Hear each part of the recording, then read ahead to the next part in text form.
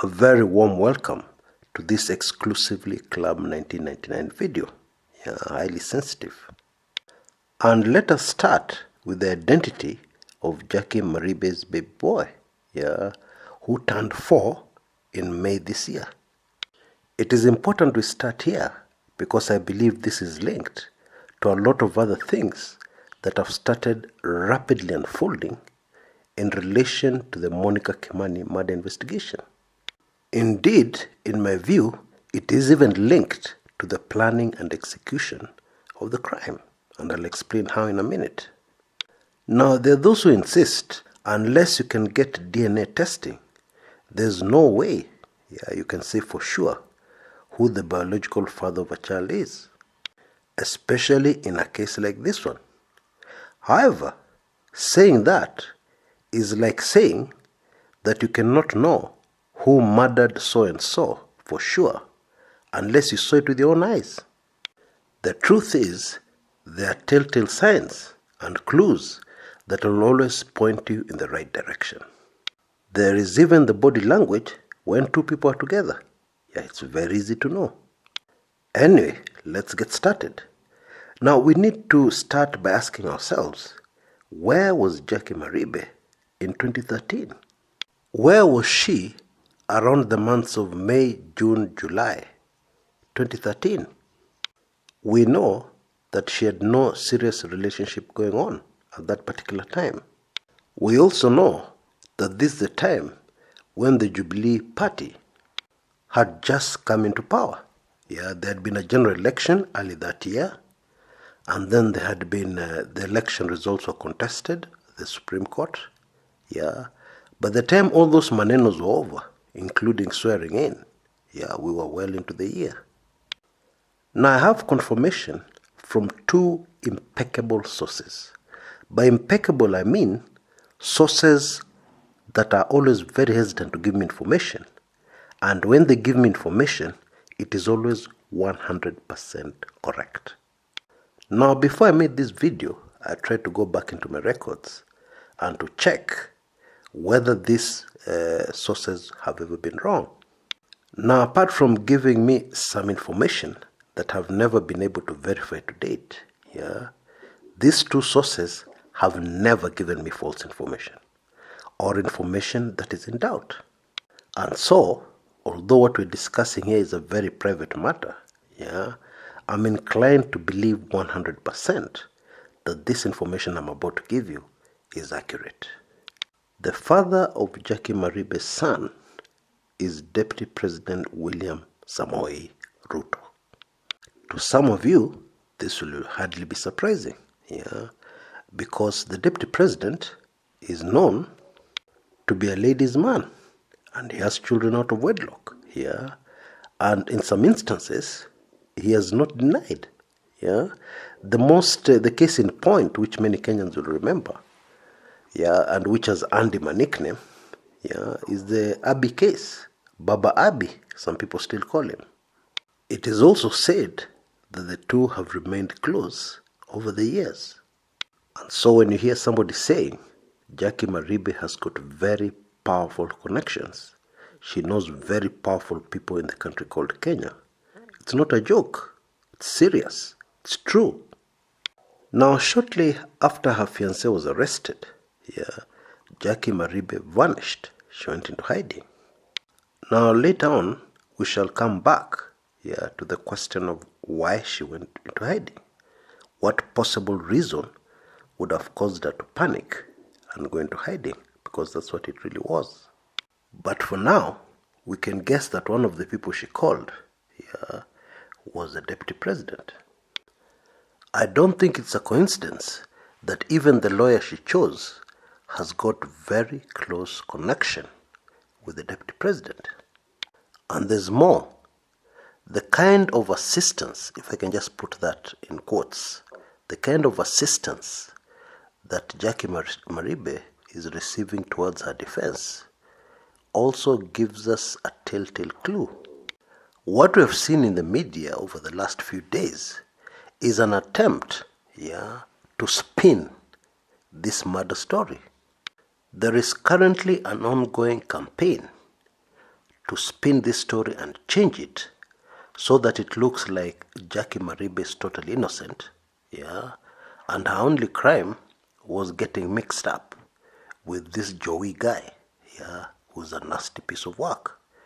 That is the rhetoric that is being pushed down our throats. Now every couple fights, but if you have seen numerous media reports, what is coming out now is that Jackie fought with Bwana Joseph Irungu, her fiancé, very, very frequently, more frequently than is normal. That is what somebody is very determined that we believe. Now I want us to take careful note of the fact that not everybody can plant stories into the media. Every media house has got a reputation to guard, and without that reputation, that media house is nothing. And so, for somebody to plant information that contradicts information from the very investigators of this murder case, that person has to be a very powerful person in Kenya. There is even a story that is being very aggressively pushed that actually Jackie Maribe had broken up with Bwana Irungu. And drama has been thrown in. We are told that actually Jackie Maribe demanded from Bwana Irungu her car keys and her ATM. Now car keys I can easily believe. However, an ATM card, which withdraws funds directly from your account, handing that over to your boyfriend, that is possible, but that is stretching things a little.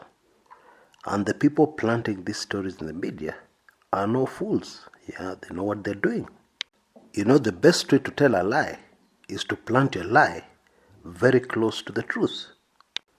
Even when you want to spread propaganda, the right way to do it is to take truth and then tuck in your propaganda somewhere inside, and then try and flog until your lies finally take over from the truth. So let us come back to the facts, to the facts minus planted stories. Fact number 1, when Monica Kimani was murdered, Bwana Irungu and Jackie Maribe were still staying together. Fact number 2, personal effects of the late Monica Kimani have been found inside Jackie Maribe's house. And the only way they'd have gotten there, is via Bwana Irungu, meaning Bwana Irungu was still living there up to the time of his arrest. My advice to all of you Club 1999ers, in order to avoid being confused, stick to the facts and ignore juicy sideshows, stories that are thrown in, very juicy stories that are supposed to get us off track, or stories that are supposed to help subvert justice. Now, the other lies that somebody is very determined to force down our throats, and you can tell that from the frequency in which this theory has been pushed, is what I can call the suicide theory. Somebody is very determined to convince us that Bwana Irungu, in attempting to commit suicide, shot himself close to his shoulder, well away from his heart, and was actually trying to commit suicide. Now, when somebody wants to commit suicide by jumping off a building, they don't go to the first floor. They don't. In the same way, if you want to commit suicide by shooting yourself, you shoot yourself where? In the head. Certainly not in the shoulder. Now, the way this planted story goes is that Jackie and Bwana Irungu were fighting. And as they were fighting, Bwana Irungu got annoyed with himself, and with his fiancée, and decided to shoot himself dead. Now, the truth is, even if you made a movie of somebody wanting to commit suicide, and that person shot themselves in the shoulder, your audience will walk out. That is not a convincing fictional story. So how can it be a convincing factual fact? Impossible. Now, I've seen a newspaper report this morning where the timelines have been changed. Yeah, I kid you not. So that somebody is trying to tell us that actually this shooting happened a day after the death of Monica Kimani. Now in my video in the public domain, I explain why Bonairungu may have shot himself. And I also give you the accurate timeline of when this happened. It actually happened at around the same time that Monica Kimani died. Any other story, any other timeline is fake. Yeah, it is propaganda. It is stories that are being fed to us to confuse us and to take us in a certain direction in preparation for what some people want to do. Now, while sticking to the facts, we need to ask ourselves a very simple question. Yeah? How involved is Jackie Maribe in this gruesome murder of Monica Kimani? Now, I know many people love Jackie Maribe. I know many people believe she's an angel. I also know that many are convinced that she can never be involved in something like this. However, the evidence gathered by detectives so far says different. The car that was used in committing the crime belongs to her. Now, even if you love your boyfriend to death, yeah, it is highly unlikely that your boyfriend will borrow your car and use it up to the wee hours of the morning, and you have no idea where he is or what he's doing. That is highly unlikely.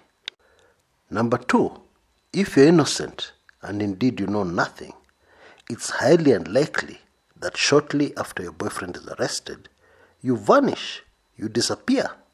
And obviously the motive for vanishing and disappearing is to avoid arrest. And that is not all. When you reappear in public, you look terrified, scared. What are you scared of? I mean, when you look at every bit of crucial evidence in this case, you cannot leave Maribe out of it. That is the truth. Now, Joy Rungu, and this has already been established by the police, they have evidence to prove that actually it happened. Yeah, Joy Rungu actually shot himself inside Jackie Maribe's bedroom. And you better believe me, it's not because they were fighting. Yeah, it was part of the intricate plan, yeah, to create an alibi for Bonairungu. And Jackie never screamed, she never raised the alarm. Yeah. So, how is it possible that Bonairungu would have a plan, yeah, to cover his tracks and Maribe was not aware of it? That is highly unlikely. And there's something else. Yeah. When Joy Rungu was arrested, he told the investigators, he told the police, that this case will go absolutely nowhere. I have a hunch, yeah, that what Bonairungu had in mind was the biological father of his stepson. Now, nobody is guilty until proven so by a court of law. Yeah. However, let's look at a hypothetical situation.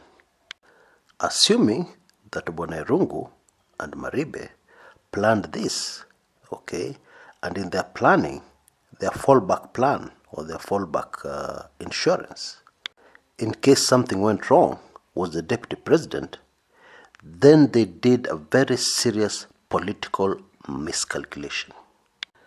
And the miscalculation was to assume that things in Kenya are still what they were, yeah, 2 years ago or even a year ago, where your vast resources or who you know can enable you to get away with anything, including murder. Well, not anymore. Not anymore. I mean, we've already seen some very high-profile arrests, yeah, which clearly tell you that we have a very independent director of criminal investigation. And the only person it takes direction from is from the President of the Republic of Kenya and nobody else. And so if Maribe is to be saved, there's only one man in Kenya, one, who can save her. And that is the President of the Republic of Kenya. However, the current political environment, yeah, does not favor this man stepping in to save Maribe. Other factors, of course, may come into play and save Maribe. or convince and persuade this most powerful man in Kenya to save Maribe. That is not impossible. However, the way the Directorate of Criminal Investigation have played their cards so far makes that one very difficult, because investigators have been very generous in sharing out latest information, latest evidence that they have found on the two prime suspects in this murder. And so if the most powerful man in Kenya were to step in, then there's no doubt that he would have to deal with political repercussions, political backlash. A political backlash he does not need, especially at this time. Until next time, this is Chris Kumekucha.